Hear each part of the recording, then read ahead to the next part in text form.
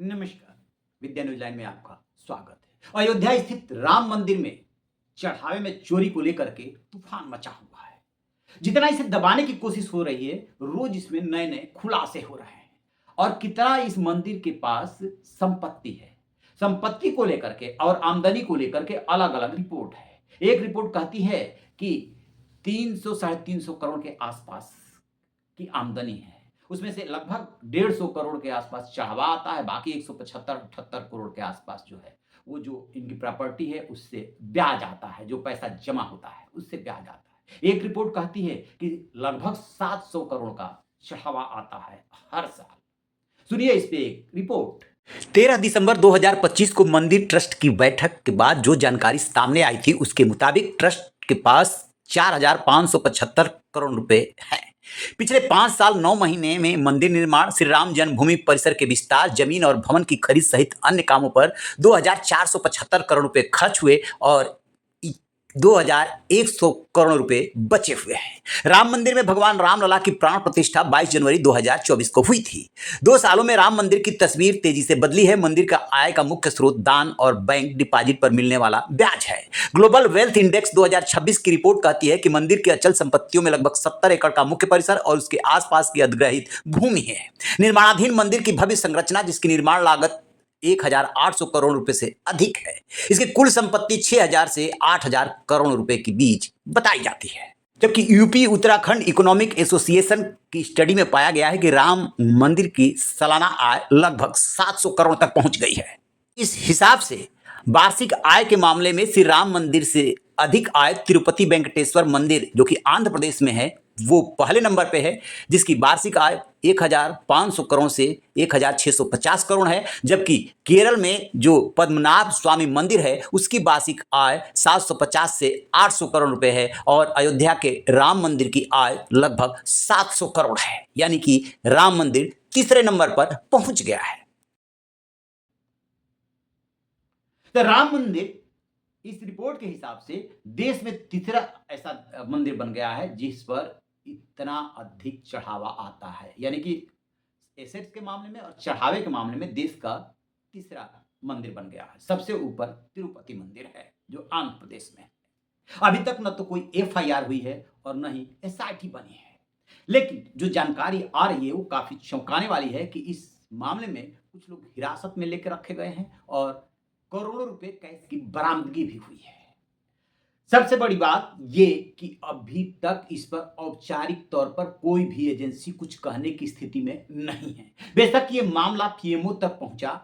अयोध्या के जो बीजेपी के नेता हैं डॉक्टर रजनीश सिंह, उन्होंने सीधे पीएम को चिट्ठी लिखी, वहां से जवाब तलब किया गया। नृपेंद्र मिश्र जो कि ट्रस्टी भी हैं और भवन निर्माण समिति के अध्यक्ष भी हैं, वो आनंद फानन में अयोध्या पहुंचे, मीटिंग की, फिर वापस चले गए। हड़कंप तो मचा हुआ है, लेकिन जब तक एफआईआर नहीं होगी, किसी एजेंसी को जांच नहीं दिया जाएगा, तब तक असलियत सामने आएगी तो कैसे आएगी। बहरहाल इसमें अभी तक जो सबसे बड़ा खुलासा हुआ है वो मंदिर के पूर्व लेखा प्रभारी रहे महिपाल सिंह ने किया है। वो बता रहे हैं कि उन्हें आरएसएस ने कोटा से अयोध्या भेजा था। 21-22 के दौर में वो लेखा प्रभारी बनाए गए। उन्हीं की निगरानी में जो भी चढ़ावा आता था उसकी गिनती होती थी। लेकिन वो कहते हैं कि वो इतने दूर बैठते थे कि ठीक से वो देख नहीं पाते थे। बहरहाल जैसे ही उन्हें कुछ डाउट हुआ, उन्होंने एक बक्सा खोल करके चेक किया था, तब जाकर के पता चला था कि जो बंडल बन रहे हैं और जो वाउचर बनता है उससे अधिक गड्डियां उसमें डाली जाती है। और ये सब काउंटिंग कौन कर रहा है? बैंक और ट्रस्ट के कर्मचारी। वहां से जो बैग है या बक्सा है वो चला जाता था बैंक के पास जमा होने के लिए। तो जो वाउचर पे साइन होता था या जो अमाउंट शो किया जाता था वही उतना ही वहां जमा होता था और जो अधिक निकलता था उसकी बंदर बांट हो जाती थी। दूसरा बड़ा उन्होंने खुलासा ये किया है महिपाल सिंह ने कि जो सोने वगैरह आभूषण वगैरह दान में मिलता था, तो दान के 2 तरीके थे। एक तो आकर के ट्रस्ट के ऑफिस में कोई दान करे तो उसके लिए स्लिप पड़ती थी, उनको बकायदे रसीद दी जाती थी। और दूसरा ये कि दान पात्र में कोई चढ़ा दे, उसका कोई रिकॉर्ड नहीं है। सिर्फ चंपत राय को पता है, जो कि ट्रस्ट के महासचिव हैं, कि वो कहां जाता है। तो सोने चांदी का तो कोई आभूषण का ऑर्नामेंट का तो कोई हिसाब ही नहीं है। और केस में इस तरीके से आप सोचिए कि वो 21-22 की बात बता रहे हैं, तब से हेरा-फेरी होती हुई चली आ रही है। और महिपाल सिंह ये भी कह रहे हैं कि जब उन्हें जानकारी मिल गई कि ऐसे-ऐसे हो रहा है, तो उन्होंने चंपत राय से सीधे ये बात बताई थी। नतीजा क्या हुआ? नतीजा ये हुआ कि उन्हें वहाँ से हटा दिया गया और बाकी सब लोग एज़ इट इज़ रहे। 8 महीने का सीसीटीवी कैमरे का रिकॉर्ड डिलीट करा दिया गया। ये सब क्या कहता है? और कह रहे हैं वो कि मैं तो हर जाँच में सहयोग करने को तैयार हूँ। चंपत राय सामने आते हैं। वो कहते हैं कि हर साल ऑडिट होता है, ऑडिट जो है हो चल रहा है, ऐसी कोई जानकारी सामने नहीं आई है जिसका कि उल्लेख किया जाए। अब आते हैं इस बात पे कि खुलासा कहाँ से हुआ? खुलासा यहाँ से हुआ कि बताया जा रहा है कि जो रकम फालतू बंडल बना के डाली जाती थी, उसका कई लोगों में बँटवारा होता था। उस बँटवारे में हिस्सेदारी को लेकर के भांडा फूट गया।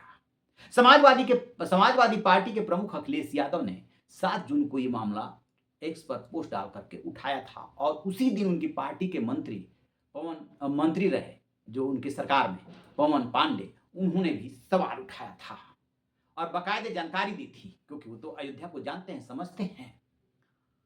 अब इसमें एक जो आया है, एक और किरदार की एंट्री हुई है, वो है बृजभूषण शरण सिंह। अयोध्या आंदोलन से वो जुड़े हुए हैं। वो कह रहे हैं, वो दबदबे वाले बाहुबली नेता माने जाते हैं। मैं कुछ नहीं अभी बोलूंगा। अगर मैं सत्य बोल दूंगा तो बहुत परेशानी में आ जाऊंगा, क्योंकि वो बहुत बड़े लोग हैं।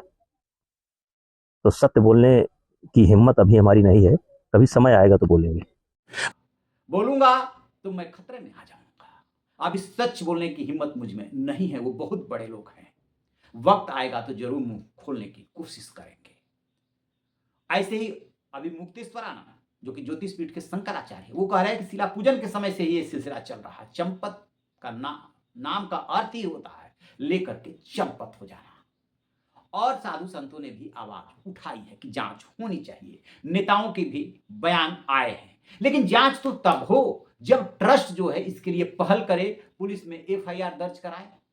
सन्नाटा पसरा है। अखिलेश यादव सवाल उठा रहे हैं कि डबल इंजन की सरकार है और वो डबल इंजन की सरकार क्या सिर्फ डबल ईंधन लेने के लिए है? और वो ढेरों सवाल उठाते हैं। अब आते हैं इस बात पर कि आखिरकार राम मंदिर की प्राण प्रतिष्ठा जो हुई थी, वो आपको याद होगा कि 2024 के चुनाव में जाने से पहले 22 जनवरी 1924 को हुई थी और उसका निर्माण और ट्रस्ट बनने का काम जो है 2020 से शुरू हो गया था। 2019 के लास्ट में सुप्रीम कोर्ट ने इसको लेके फैसला सुनाया था।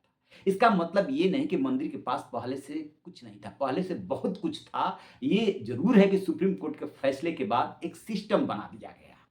उसमें नृपेंद्र मिश्र जो प्रधानमंत्री कार्यालय में बहुत बड़े अधिकारी रहे हैं, उनको भी जिम्मेदारी दी गई। वो ट्रस्टी भी हैं और भवन निर्माण समिति के अध्यक्ष भी हैं। चंपत राय जो है, जिनका नाम आ रहा है, इसमें 2 बड़े किरदारों का नाम आ रहा है। एक तो चंपत राय। चंपत राय क्या है?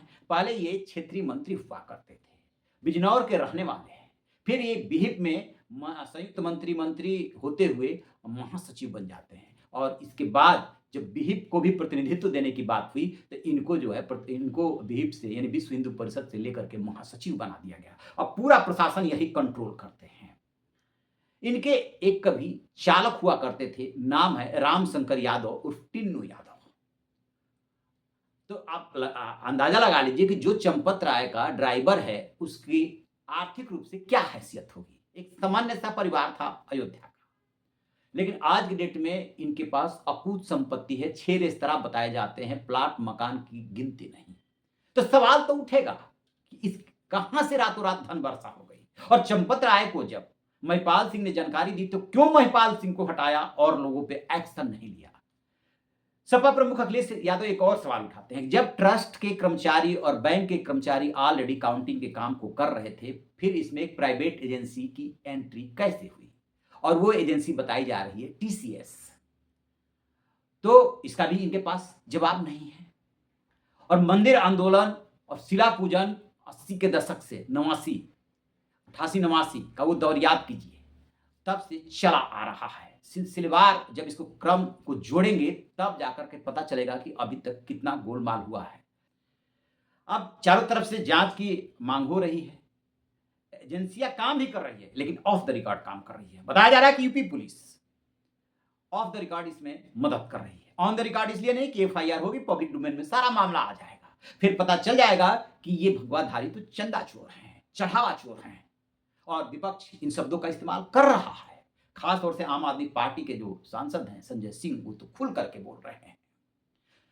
बीजेपी की सरकार हो और चंपत राय हो या और पदाधिकारी हो, कोई खुल करके बोल नहीं पा रहा है। आपको क्या लगता है?